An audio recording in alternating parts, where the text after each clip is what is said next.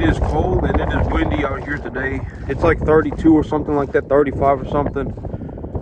And the high for today is like a 45. And over the next 2 days, the Arctic blast is supposed to be here. So over these next 2 days, it's supposed to drop to like a single-digit temperatures. I think the Weather Channel is saying it's going to get down to like 8 degrees or something like that. And so I got about 2 days, and then I would just anticipate that my grass is going to die, okay? I'm getting ready for my grass to die. I have feed supplies put away, and I double checked everything. Well, I mean, I don't even got to double check everything. If I just look over at my hay barn, and I look over in my front yard, and I look inside my shipping container, I just know how much feed I got put away, and I got myself enough feed put away to last these animals for a good long time. And so I'm ready to go. But here in about 3 days, I would anticipate that it's going to get so cold that my grass is going to die. But one of the big reasons that I switched off of ryegrass, okay, so far, the grasses that I have grown, I've grown a ryegrass, I've grown winter wheat, I've grown a sorghum Sudan, and those are the those are the 3 varieties of grass that I've grown so far. And I've also grown a little bit of cereal rye, but I mixed in that cereal rye with my winter wheat, and so I can't really even tell where the cereal rye's at. But here, well, okay, so one of my big reasons for switching off of ryegrass was because ryegrass, one of the big problems that I was having with it was that the vegetative development of the grass was very quick to go from oh man, give me a second. But this is what happens, like if there's any bit of like moisture, significant moisture on the field, this is what I'm talking about. It's almost impossible to freaking move when there's rain on the field. Like my feet will go like a foot into the ground. There we go. My feet will go like a foot into the ground, and then I'll be sitting there like freaking crapping my pants trying to move. But that's just one little spot right there where the water pools. But if the whole field looks like this, I mean, it turns into a nasty mess. And that's also why I don't want to go hunting when there's going to be rain outside. Because if I'm stuck, like let's say I walk out into the trails, right? I walk out into the woods and I go 2 hours out, and then it starts raining on me. And then I have to walk through that kind of stuff 2 hours back. I'm going to freaking die, right? I mean, it's going to be so miserable. And you know, that's why I don't want to go hunting when it's raining, because the ground's going to turn into that if it rains significantly. It hasn't rained in like 3, 4, 5 days, and I still have portions of my field that look like that. But here in about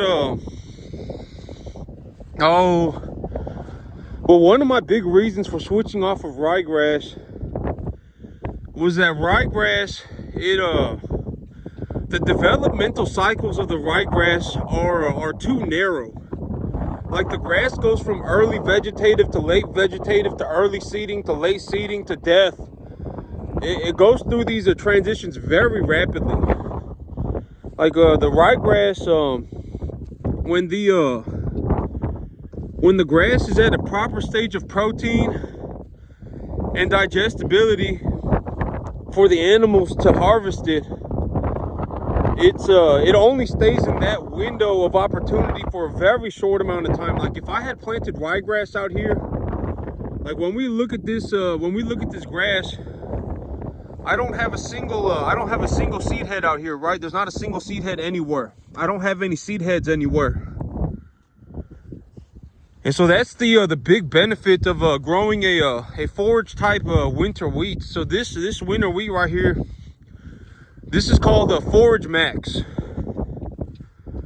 This is a Forage Max winter wheat. But the ryegrass, if I had planted ryegrass, the ryegrass would have already started to seed out. At this point in time, the ryegrass would have already started to seed out. And one of the big problems that I was having with the ryegrass was that if I raised small calves on ryegrass, if they chew on ryegrass seed heads, it will give them mouth infections. They'll start to develop abscesses. And so that was also a big problem that I was having on ryegrass as well. That the ryegrass, the window of opportunity to harvest the ryegrass at a proper stage of development was very short. When the TDN and the protein levels were at correct levels, it would only stay at those levels for about a week before the grass, or a week or two before the grass started to go to seed. And if the grass started to go to seed, I mean, it was fine, because I could supplement them with a higher protein feed stuff to give them a good rounded diet. But the small animals, if they chewed on that ryegrass seed, it would cut their mouths open, and they would get abscesses, and they would get mouth infections. And so that was my big problem with ryegrass. And another big problem that I was having with ryegrass was that ryegrass, and I'm going to see if the winter wheat will solve this problem, but the ryegrass, anytime that the plant material died, it would just disappear. The grass would disappear. And so I'm looking to see if this winter wheat is going to stockpile. And stockpile simply means, okay, so let's say I got this patch of grass right here, right? I got this patch of grass. If the grass dies, if it gets too cold and the grass dies, I will still have dead grass on the field. It will not just be gone. Like, it will not just turn into a dirt patch. Ryegrass, if the grass died, it would literally turn into this. It would literally turn into a dirt patch out here, and then the ryegrass would come back from its roots. But what I'm looking for is a grass that stockpiles. And so if this grass dies, what I'm hoping is that, well, I guess I'm not even gonna hope. I guess I'll just only time will tell. It's a good time for me to figure out. But the plant material will just stay on the field. It will just be dead plant material. And what I mean by dead plant material is, like, if I look around, you see, like, over there, you can see dead plant material just around, right? But that's what I'm hoping happens for this grass. I'm hoping that the plant material, even though it dies, it does not turn into a dirt patch back here. I'm hoping that because if the grass stockpiles, if the grass is still here but it's just dead, the cattle can still eat it, and there is still nutritive value to it. The grass is just not growing anymore, and so that's called stockpiling. But fescue is known for good stockpiling. A lot of people, they grow fescue because it stockpiles, but so far I haven't grown fescue. Maybe I'll try growing fescue someday, but I grew this winter wheat specifically for cold hardiness. And I also grew it, well, when I first started growing this, I just knew that I was having certain problems with the ryegrass. Like, I understood before I started growing this grass, I listed out a couple of the problems that I was having with the ryegrass. And, I decided to make the switch. And I did a little bit of research. I did a good bit of research on this winter wheat before I switched over to it. Made sure that it was good and everything. And well, I guess we're about to find out. Here in about 2 days, it's about time. It's going to get very cold, and this grass is probably going to die. And I'll probably have to put these animals on a total mixed ration. But here in about 2 weeks, it's going to warm up enough for the grass to start growing again. And if this grass stockpiles, I would definitely, so winter wheat, I'm just going to be honest, winter wheat is better, in my opinion. From what I have seen, winter wheat is a far superior grass than ryegrass. Winter wheat is a lot better than ryegrass in terms of there are a lot of things that make it better, in my belief.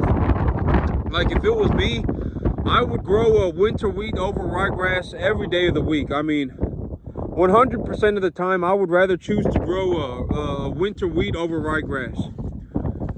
And so, I'm going to take you out to the very back, and we're going to go take a look at the grass. Because the grass back here is still very nice. The animals still have an unlimited amount of feedstuffs back here. I mean, they could sit back here and eat all day if they wanted to. I still got a lot of grass back here, but all this stuff is gonna die here in about 2 days, and it's kind of unfortunate, right? It's kind of unfortunate, but I mean, it just is what it is. I mean, would it have been nicer, would it have been better for me to have 50, 60, 70 animals back here and have had far less grass? Because all of this grass right here, right, this is all money. All this grass right here, if it had gotten harvested, it would have been money in my pocket. No, well, I mean, it just is what it is. I mean, I got all this. This is very high quality grass too. I mean, you know, the cattle, if they eat this is like the best feed that they could ever have. And so, I mean, it is unfortunate, right? But I mean, there were a lot of things that happened that got me here, and it just is what it is. And it'll be okay. I just got to keep going, and you know, I just got to keep going, and I'll be doing very well for myself. You know, it doesn't take a rocket scientist, right? Like, I don't have to be a rocket scientist to just look at this. I don't even have to know anything. I don't know. Even if I knew jack squat, but it's like me watching like if I watch somebody who's very good at playing basketball. If I watch somebody who's very good at playing basketball, I can acknowledge that this person is very good at playing basketball, even if I don't know how to play basketball at all, right? And it doesn't matter what it is. It could be anything. Anything that's a hard skill. You know, it doesn't, you know, even, you know, most people, almost everybody, if they saw this, they would go, yeah, this is, I mean, this is phenomenal, right? I mean, let's just be honest with ourselves. This is freaking incredible, right? And you don't have to be a farmer to you know, like me, I don't have to be a football player. I don't have to be a basketball player. I don't have to be whatever, right? If I watch somebody that's very good, I don't have to be a boxer.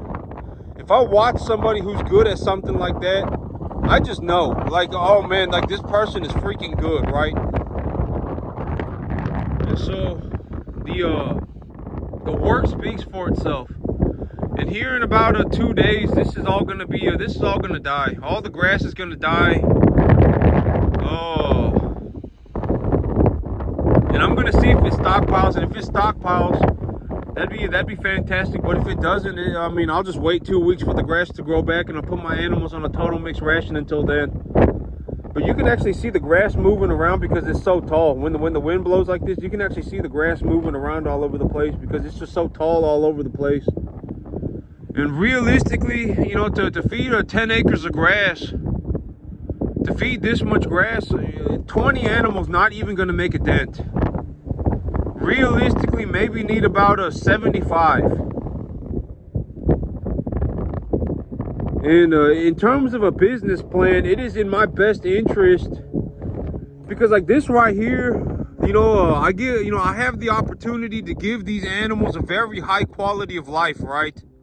Like, even if I had 75 animals back here, they wouldn't be too jam-packed together. They would have plenty of space to move around. They would have an unlimited amount of food to eat. It would be a very good situation, right? Let's just be honest. If I had 60 animals back here, they would be living very, very, very nice lives. They would have plenty of room to just walk around. There would be an unlimited amount of food for them to eat. The food would be a very high quality, and it's unfortunate to see this grass but I mean, there's nothing that I can do about it, right? There's nothing that I can do about it. I can't just you know, it's not like nothing that I do will make it warm. I can't just make it warm. And so it's gonna get so cold that the grass is gonna die. And when the grass dies, I mean, it just is what it is. Either I'll have to wait for 2 weeks for it to come back, or it will stockpile and the animals will have something back here to eat. But either way, I'll have to put them on a total mixed ration. But fingers crossed. I guess we're about to find out. We're all about to find out together. Will the winter wheat stockpile if it freezes to death? We're about to find out. But that's it for me today, YouTube. Y'all have a good one.